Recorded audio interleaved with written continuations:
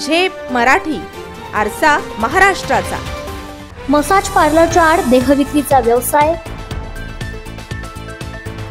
धुळ्यात पोलिसांनी केली धडक कारवाई। कारवाईत 3 जणांना घेतले ताब्यात। धुळे शहरात मसाज पार्लरच्या नावाखाली सुरू असलेल्या देहविक्रीच्या व्यवसायावर पोलिसांनी धडक कारवाई केली आहे। पश्चिम देवपूर पोलीस ठाण्याच्या हद्दीत झेंडा चौक परिसरात मसाज पार्लरच्या नावाखाली सुरू असलेल्या देहविक्रीच्या या व्यवसायावर कारवाई करीत 3 जणांना ताब्यात घेण्यात आलंय। गेल्या काही दिवसांपासून या भागात संशयास्पद हालचाली सुरू असल्याची माहिती स्थानिक नागरिकांनी पोलिसांना दिली होती। या पार्श्वभूमीवर मिशन ऑल आउट मोहिमेच्या दरम्यान पोलिसांनी गुप्त पाळत ठेवली। शुक्रवारी रात्री उशिरा पोलीस अधीक्षक श्रीकांत धिवरे यांच्या मार्गदर्शनाखाली पश्चिम देवपूर पोलीस ठाण्याचे अधिकारी सचिन कापडनीस यांच्या नेतृत्वात पथकाने येथे अचानक छापा टाकला।